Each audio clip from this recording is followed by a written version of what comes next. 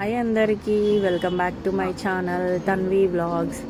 నేను capsicum curry ఎలా prepare చేసుకోవాలో చెప్తాను. ఇది చాలా ఈజీ, అందరికీ తెలిసేమో. కొంచెం డిఫరెంట్గా చేద్దాం. ఏం లేదు, ఒక కడాయి పెట్టుకొని దాంట్లో కొంచెం ఆవాలు, ఒక 2 స్పూన్ల ఆవాలు, 2 స్పూన్ల జీలకర్ర, మినప్పప్పు, కొంచెం శనగపప్పు పోపు వేయించండి. వేయించిన పోపుని మనం తీసి పక్కన పెట్టుకోవాలి. తర్వాత జీడిపప్పు తీసుకోండి. జీడిపప్పు కూడా మనం చూసుకోండి, ఎక్కువ వేసుకున్నా బాధలేదు, ఎందుకంటే చాలా టేస్టీగా ఉంటుంది కూరలో. జీడిపప్పు కూడా దోరగా వేయించండి, గోల్డెన్ బ్రౌన్ కలర్ వచ్చే వరకు వేయించేసి జీడిపప్పు కూడా తీసి పక్కన పెట్టేసుకోండి. తర్వాత మనము ఒక పెద్ద సైజు, నేను 1/2 kg క్యాప్సికమ్కి ఒక పెద్ద సైజు ఆనియన్ తీసుకున్నా. పెద్ద సైజు ఆనియన్ తీసుకొని ఆనియన్ కూడా బాగా ఫ్రై చేయండి. అంటే ఎక్కువ ఫ్రై అవసరం లేదు, ఎందుకంటే మళ్ళీ తర్వాత కూరలో వేస్తాం కదా, అప్పుడు కూడా ఉడుకుతుంది కాబట్టి కొంచెం మీడియం ఫ్రై చేసేసి ఆనియన్ కూడా తీసి పక్కన పెట్టుకోండి. ఎందుకు తీసి పక్కన పెట్టుకోవాలని అంటే, మనకు పోపు అంతా మనము తీసి పక్కన పెట్టుకుంటే కూరలో పోపు మెత్తబడకుండా లాస్ట్కి తినేటప్పుడు చాలా టేస్టీగా ఉంటుందండి. అందుకోసమని పోపు మనం తీయడము. అంటే చాలామంది అందులోనే వేసేయచ్చు వేసుకునే వాళ్ళు, లేదా ఇట్లా చేస్తే కూర లాస్ట్కి టేస్ట్ బాగుంటుంది. తర్వాత నేను 1/2 kg క్యాప్సికమ్ని ఫస్ట్ కడిగి చిన్న ముక్కలుగా కట్ చేసుకోండి, పెద్ద ముక్కలు చేయకండి. కొంచెం మీడియం సైజు ముక్కలుగా కట్ చేసుకొని మనం ఆయిల్లో వేసేయండి. వేసి ఒక్కసారి కలిపేసి మూత పెట్టి ఒక 5 minutes మగ్గనివ్వండి. 5 minutes మగ్గిన తర్వాత మళ్ళీ ఒకసారి మొత్తం కలిపేసి దాంట్లో కొంచెం పసుపు, మీ టేస్ట్కి తగ్గట్టుగా సాల్ట్ వేయండి. సాల్ట్, పసుపు వేసేసి మళ్ళీ ఒకసారి మొత్తం కలిపేసి మూత పెట్టండి. నేను చిన్నప్పుడు అసలు క్యాప్సికమ్ తినేదాన్ని కాదు, ఎందుకంటే నాకు అంతగా నచ్చదు క్యాప్సికమ్. నచ్చిన కూరలలో ఇదొక కూర క్యాప్సికమ్. కానీ ఇలా చేయడం ఎప్పుడైతే నేర్చుకున్నానో అప్పటి నుండి నేను క్యాప్సికమ్ కూర తినడం అలవాటు చేసుకున్నా. బాగుంటుంది, చాలా టేస్టీగా ఉంటుంది.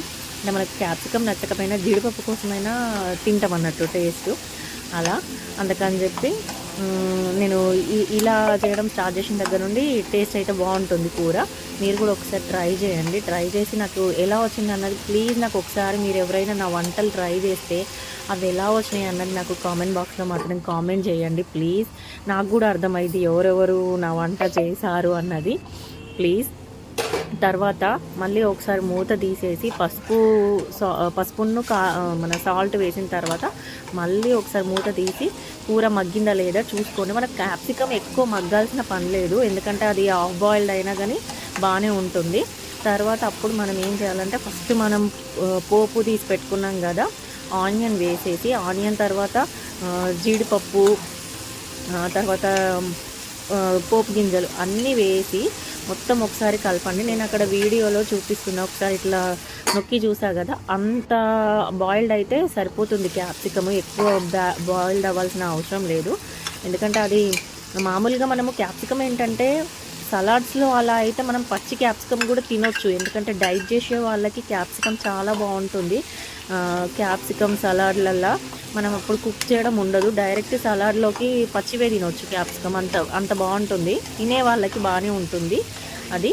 తర్వాత మనం జీడిపప్పు ఇవన్నీ వేసేసుకొని ఒకసారి కలిపి మూత పెట్టేయండి. మూత పెట్టి ఒక 5 minutes మగ్గనివ్వండి. 5 minutes తర్వాత మళ్ళీ ఒకసారి మూత తీసి మీ టేస్ట్కి తగ్గట్టు, మీరు ఎక్కువ కారం తింటే ఎక్కువ కారం వేసుకోండి, లేదు తక్కువ కారము తినేవాళ్ళు తక్కువ కారం వేసుకొని మొత్తం ఒకసారి కారము, ఉప్పు అంతా మొత్తం కూరకి పట్టేలాగా కలిపేసి ఒక్క 5 minutes మూత పెట్టి మగ్గనివ్వండి. మగ్గిన తర్వాత ఇంకా స్టవ్ ఆఫ్ చేసేసుకోండి. ఒక 5 minutes తర్వాత సూపర్ టేస్టీ క్యాప్సికమ్ కర్రీ అయితే రెడీ అండి. సూపర్గా ఉంటుందండి, టేస్ట్ కూడా. మనకు చపాతీలోకి అయితే చాలా బాగుంటుంది, చపాతీలోకైనా రైస్లోకైనా బాగానే ఉంటుంది, చపాతీ, పుల్కా, దేనికైనా చాలా టేస్టీగా ఉంటుంది. మీరు కూడా ఒకసారి ట్రై చేయండి. మన తన్వి వ్లాగ్స్లో కొంచెం చిన్న చిన్న వెరైటీ కర్రీస్ అనేవి నేను ప్రిపేర్ చేస్తాను అండి. ప్లీజ్ మీకు నచ్చితే కనుక